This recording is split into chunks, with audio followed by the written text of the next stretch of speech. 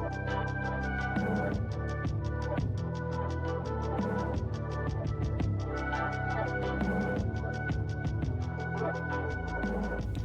everybody, welcome back to the Wisdom Nutrition Podcast. Today I'm going to be offering some comments on John Mearsheimer's recent interview with Tucker Carlson.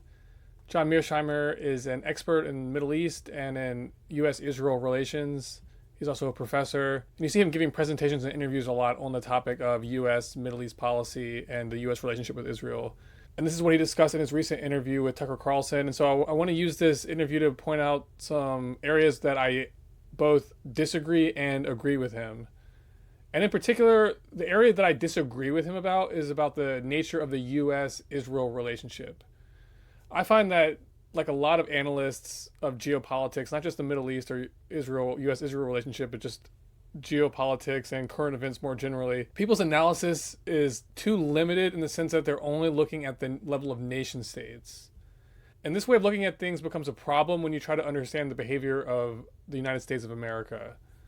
And the real breakthrough that we need to make, and that I think a lot of commentators and observers and analysts need to make, is to just explicitly understand that there's two Americas. There's America, the nation state, and then there's America, the global empire. And America, the nation state, is governed by its constitutional democracy, but the American empire infiltrates that system. And it also has an autonomous power structure of its own. And this is located not just in one place, but in different areas. The financial system is one stronghold. The national security state or the military or industrial complex, that corporate realm, is one area. The tech world is one area. Oil and industry is one area. So there are different areas of focus for how this imperial governance system works. These are aspects of American governance that are not part of necessarily of the nation state, or they infiltrate and they interact with the nation state, but they have their own autonomous governance structure. Furthermore, this American empire that we're talking about is not only global, but it infiltrates almost every aspect of global society. This is an empire that's been growing and extending and centralizing and expanding over the course of over 100 years. And it is, at this point, involved in almost every area of science and technology alongside politics and economics and culture. So if you don't understand and have a good model of how this empire really works and why it behaves the way it does, you can't understand any of the individual issues that are going on. You can't understand these things as isolated pockets. So this podcast is really an opportunity to explore that idea and use the Israel-U.S. relationship as a case study to examine this thesis. So I want to start off with a clip from Mearsheimer and Tucker. And here they're going to be talking about the nature of the U.S. foreign policy establishment.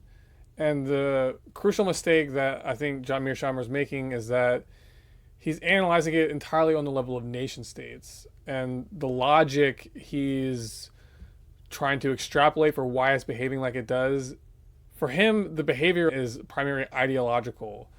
And I think that this is where he begins to go wrong. But before I examine that idea further, let's hear what he has to say about the nature of the U.S. national security apparatus and what its motivations are and why it behaves the way it does.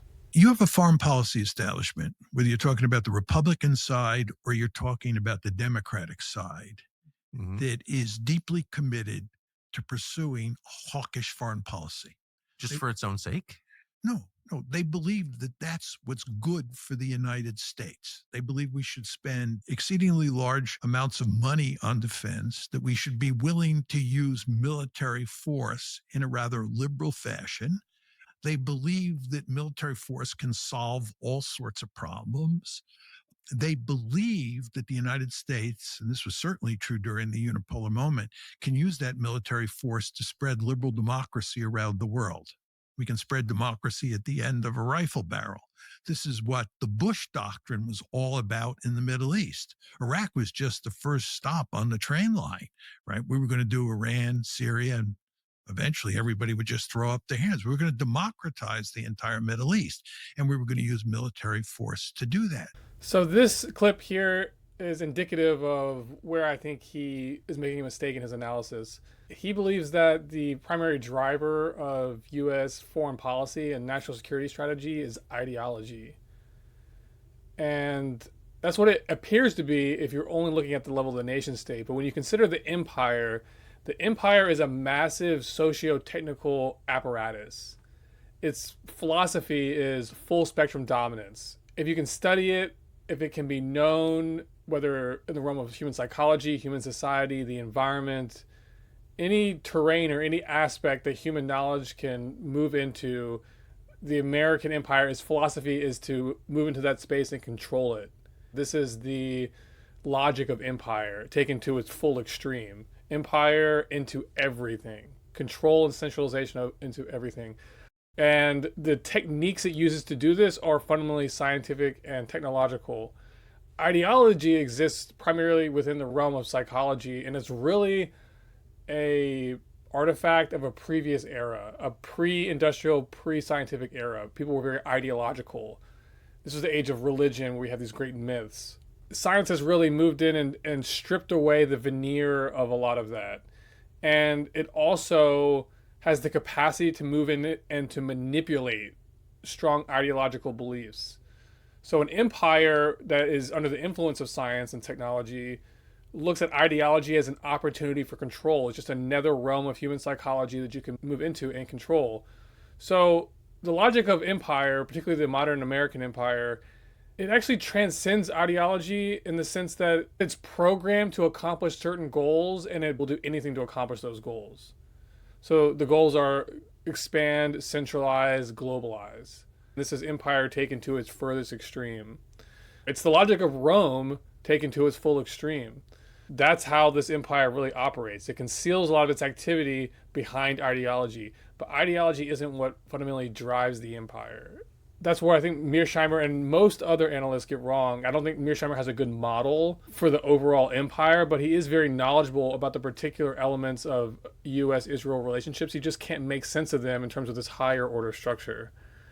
This whole Israel, U.S., Gaza situation, the way everybody's talking about it, they're just stuck on this level of nation states and they can't understand the empire. I don't think you can understand this Gaza, Israel situation independent of this larger structure of empire. It's really impossible. And so to advance our dialogue and understanding of this issue, you have to have an accurate understanding about what the structure of empire is. And if it's not even part of your analysis, that's why people are having such a hard time making sense of the world. They need a good model. This interview is an opportunity to explore what that model looks like. And it's at the simplest level, this difference between two Americas, America the nation state and then America the global empire. In this next clip, he's going to demonstrate the shortcomings of his model by talking about the Israel-U.S. relationship. But again, he's stuck on the level of nation states. So he's giving good information as far as that level goes. I don't have any quibbles with him about that. It's just this larger framework of interpretation I think is lacking. But here's him talking about the nature of the U.S.-Israel relationship and how perplexing it is that America seems to act against its own interest and for Israel's interest. Why does it do that? Well, we can make sense of that if we understand that Israel is the vassal colony of the U.S. empire, and this empire outsources certain elements of its operations to Israel. And one of these operations is to keep the U.S. political system in line and in check and subservient to the interests of the empire. But anyway, let's hear what John Mearsheimer has to say here. So we are, in a very important way, addicted to war. Now, it's important to emphasize that a lot of this has to do with Israel, right? Because Israel's supporters have a deep-seated interest in making sure that the United States has a remarkably powerful military and is willing to use that military in a rather liberal fashion, because they believe that if Israel ever gets into trouble and it needs help from the United States, the ideal situation is to have a U.S. military that's like a cocked gun. And if you think about the recent war between Israel and Iran, it really wasn't just between Israel and Iran. No. It was Israel and the United States against Iran, right? Clearly. Right. And the United States had a huge number of military assets in the Middle East, right, that were there in large part to help the Israelis in their war against Iran. Well, if you think about it, it makes perfectly sense if you're a supporter of Israel to want to make sure that the United States has a large military and that it is willing to use that military, and that if need be, it can help Israel if it gets into trouble. I didn't hear any reference to American interests in that description. Well, when it comes to Israel, right, and what Israel needs, right, that has little to do with American interests, right? The truth is, any two countries in the world are going to have similar interests plus different interests, Yes. right? So there's no question that Israel and the United States sometimes have similar interests Yes. and sometimes have different interests. And what we have in the United States is a situation where we have this thing called the Israel lobby, which goes to great lengths to push the United States to support Israel unconditionally. In other words, no matter what Israel does, we are supposed to support Israel. And the lobby is so effective. It is so powerful. It is so effective that we basically end up supporting Israel unconditionally. What that means, Tucker, is in those cases where Israel's interests are not the same as America's interests, we support Israel. We support Israel's interests, not America's interests, because Over and against America's interests. of course, because the interests clash in those specific instances. Right. So just to follow up on what he's saying here, he's struggling to make sense of how in situations where the nation state of America and Israel, in those situations when the interests don't align, why is it that America seems to do what is in the benefit of Israel, but not America, the nation state?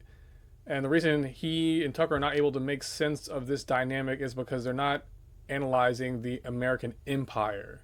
In each case, what ends up having been good for Israel, at least in the short term, is good for the empire.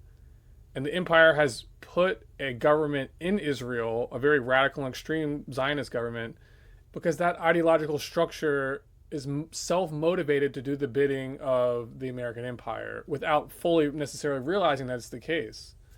So this is a case where the American empire, scientific, socio-technical, it moves into the highly ideological Zionist government of Israel, and it has built that facade in order to conceal a number of its activities. Traditionally centered around the chessboard of the Middle East and the need to play divide and conquer in order for America to run its petrodollar system, which is the lifeblood of its empire. And then even before the petrodollar was officially installed, there was a sort of unofficial petrodollar system because oil was such a critical commodity to transportation and to warfare that control of Middle East oil was absolutely primary to U.S. geostrategic interests. So Israel has always played a factor for America in that regard. The influence of the Israel lobby, that influence is not up into the stratosphere of the empire. It's only horizontally over to the overt government of America. And that relationship helps keep the overt government moving in step with the ambitions of this larger imperial structure. So in this next clip, Mearsheimer is going to talk about the two-state solution as an example of a situation where U.S. and Israeli interests don't align, but the U.S. support Israel. And he's going to frame it as such that the U.S. actually wants peace in the Middle East, that it's the U.S. interest to have peace in the Middle East, and only Israel wants war. And so he's going to look at the situation with the two-state solution as being that the U.S. wants a two-state solution, but Israel just won't participate and keeps blocking it, and yet U.S. keeps funding everything Israel wants. So why is that dynamic taking place? Well, the overt government may say it wants a two-state solution, but the empire aspect of America definitively wants a Middle East at war with each other, and with the governments of the Middle East always in competition with each other. Because the last thing that America wants is a unified Middle East. That would be the end of the petrodollar system.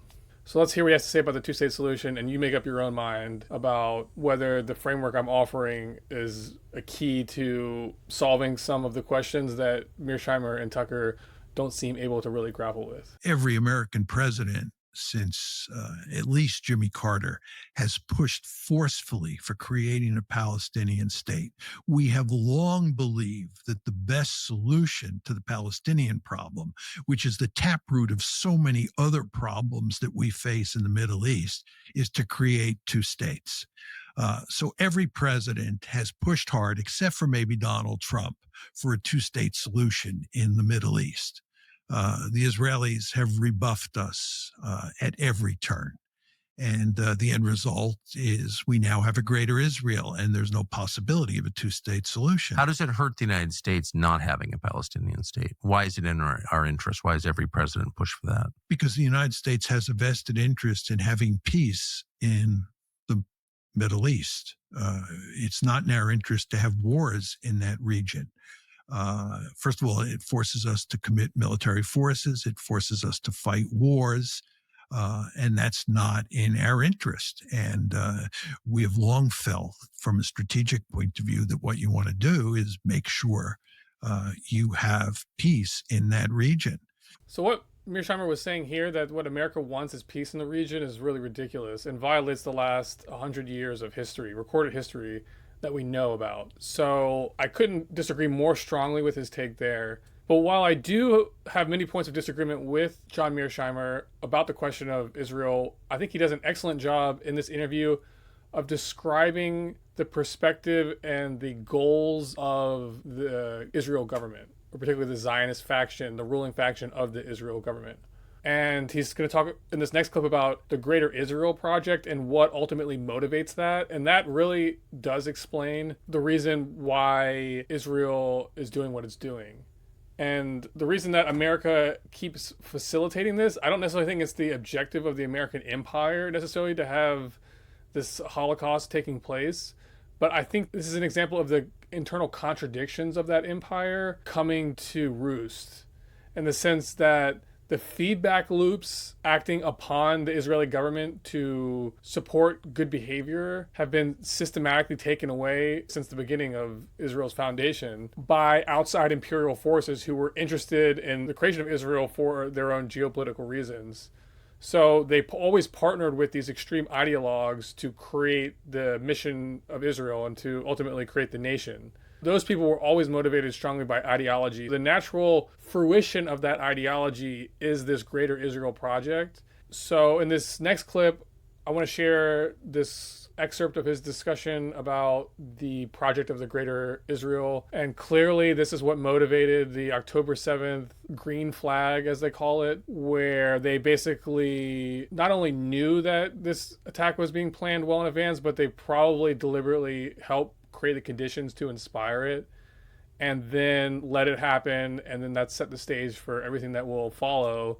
And I think Mearsheimer does a good analysis of seeing like what their end goal is. It was driving the people who are prosecuting this genocide. Well, if you compare the world on October 6th, 2023, with the world that exists in the Middle East today, we are much worse off today. This is not in our interest. And this is in large part because of Israel. And this is just a strategic dimension. We're not even talking about the moral dimension. I mean, the Israelis are executing a genocide in Gaza, and we are complicitous in that genocide. When you say it's a genocide, what do you mean? What's happening here is that the Israelis are systematically trying to destroy the Palestinians as a national group. Right. They're targeting them as Palestinians, and they're trying to destroy Palestinian national identity in addition to murdering huge numbers of Palestinians. And I mean, it's not just a rage reflex. This is a strategy, of course, 2.5 years later, almost 3 years later. What is the strategy? What's the goal of this? My view on this is that the Israelis have long been interested in expelling the Palestinian population from Greater Israel.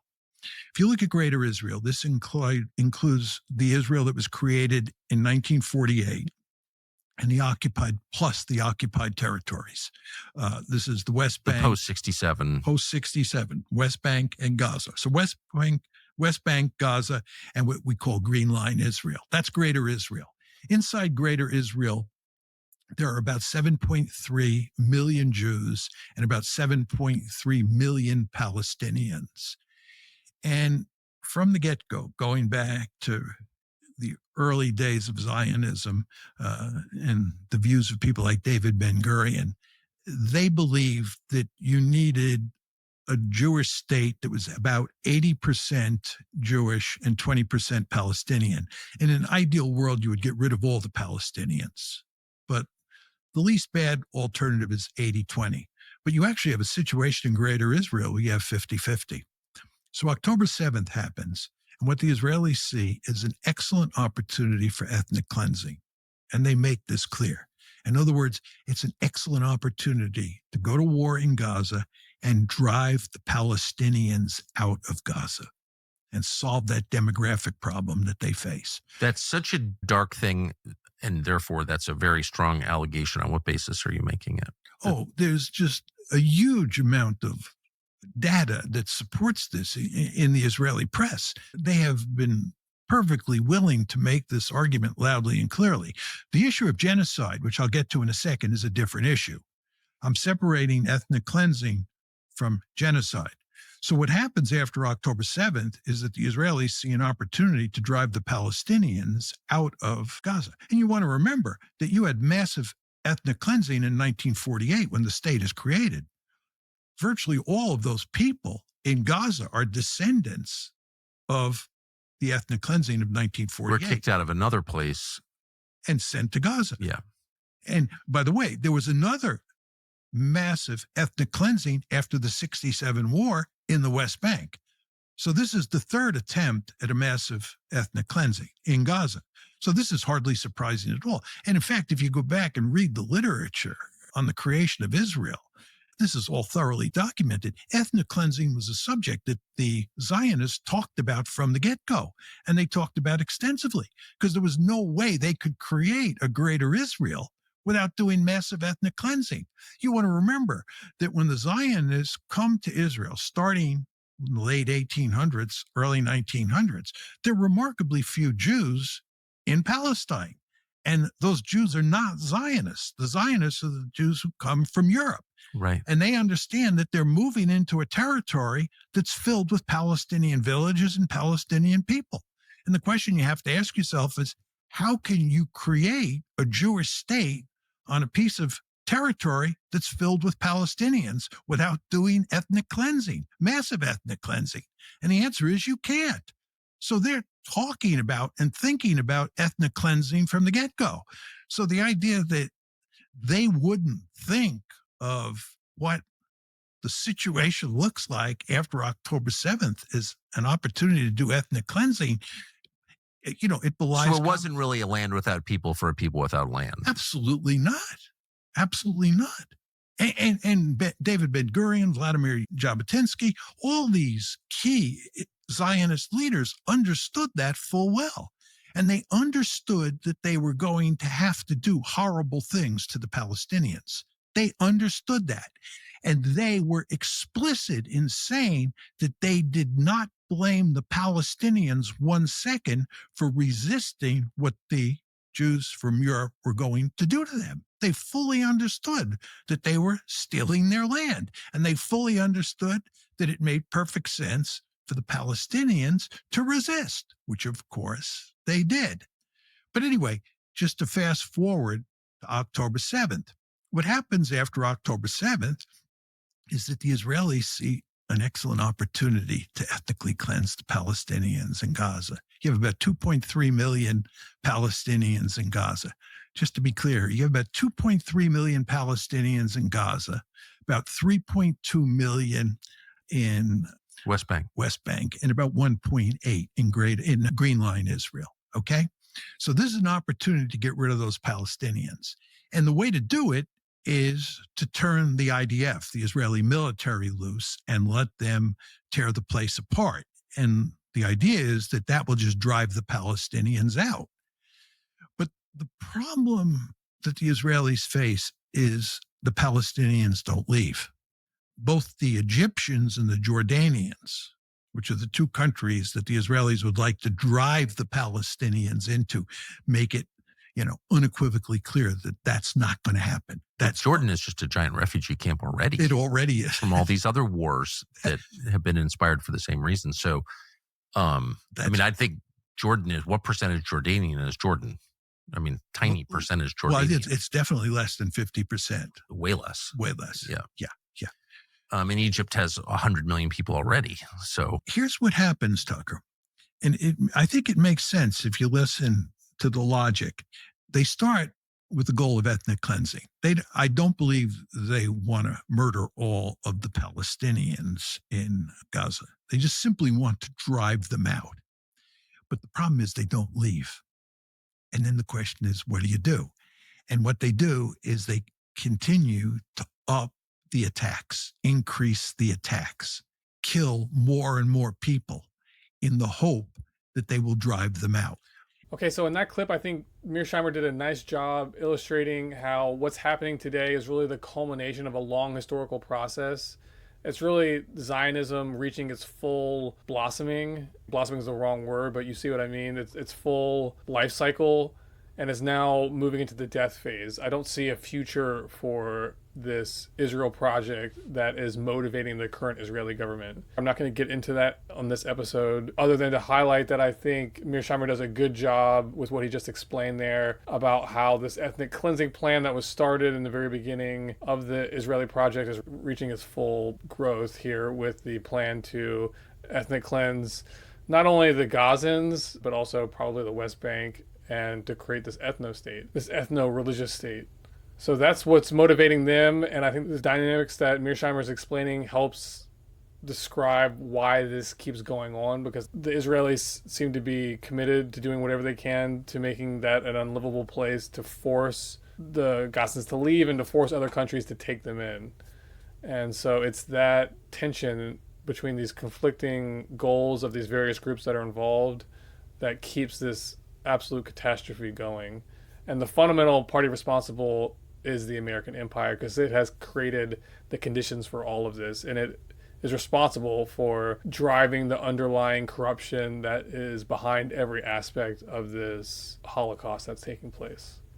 So I have one more clip from Mearsheimer from his interview with Tucker Carlson. And here he's going to unpack a little bit more of the logic of why the Zionist Israeli government wants Gaza, and is going to discuss a little bit more about this greater Israel ideology.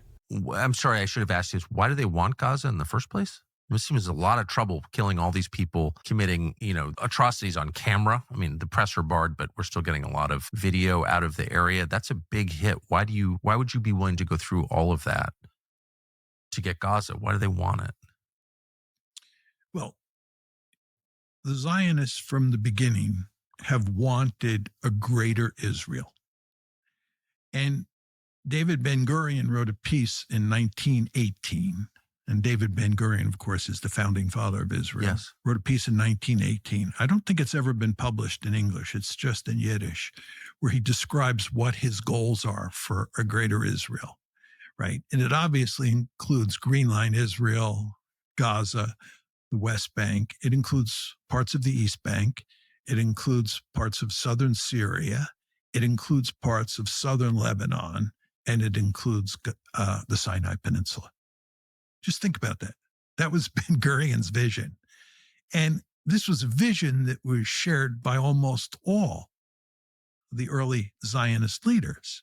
And there are still many people in Israel who are in favor of a greater Israel. They don't want a tiny Israel. The Israel that was created in 1948 is a tiny state. Yes. Even with Gaza and the West Bank, it's quite small. It's a postage stamp-like state, right? They want more territory, and they believe they have a historical right to that territory. Israel has never said, these are our final borders. What are Israel's final borders? They've never been articulated.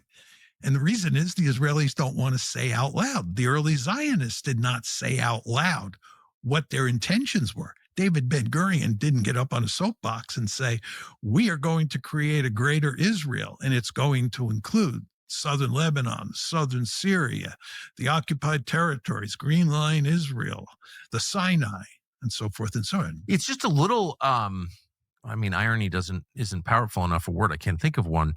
It's odd that the very same people who are saying we need to consider tactical nukes in order to preserve the territorial integrity of the sovereign nation Ukraine, because national borders are sacrosanct, that's our sacred norms are violated when those borders are violated, are saying it's totally okay for this one country to take over other countries.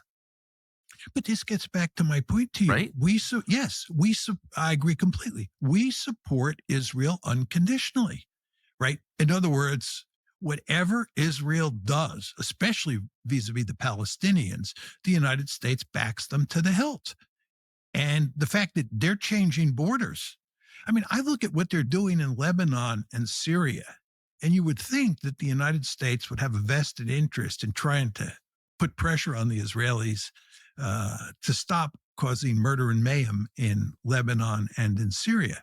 But we do hardly anything at all. And those are real countries. Those are ancient countries and beautiful, beautiful countries with sophisticated, intelligent people, and like that the roots of Christianity are there. And like, it's not, in other words, I mean, there's a sense if you're fighting over Sinai or something, it's one thing, but like Lebanon, I mean, that's like one of the great countries in the world. Syria, same thing. And they're being destroyed.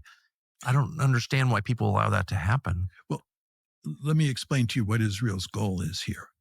First of all, Israel's goal is to create Lebensraum. That's what I was describing to you when I said what Ben-Gurion's vision was regarding borders. Could you define the word? Lebensraum means living room. You want a big country. You want lots of space for your people. Yes. Strategic depth. Strategic depth, yeah. And so that's one goal. The second goal that the Israelis have is they want to make sure that their neighbors are weak. And that means breaking them apart if you can, right? And keeping them broken. So the Israelis were thrilled that mainly the United States and the Turks broke apart Syria. The Israelis want Syria to be a fractured state. They want Lebanon to be a fractured state. What the Israelis want to do is they want to break Iran apart. They want to make it look like Syria, right? You want neighbors that are not powerful. You want them to be fractured. It sounds like our entire foreign policy, at least in the Western Hemisphere, is based on this one country. Well, I would say in the Middle East, there is no question. What he doesn't touch on, but I've seen other people touch on, is the economic rationale for consolidating this area together, and also the geostrategic rationale in terms of being able to protect your borders and a defense logic. Those are other factors that I think motivated Israel to formulate this final solution, this grand agenda, and to implement it by orchestrating the October 7th attack and everything that's happened since. And that's going to be it for this podcast. Thanks everybody for tuning in. I hope this was helpful, at least in sharing a new perspective that you may not have heard about the Israeli conflict. I hope that I've been able to articulate the reason why I think you need to have a more dynamic view of American empire to understand not only Middle East geopolitics, but everything that's happening in the world today. All right, that's it for me. Take care.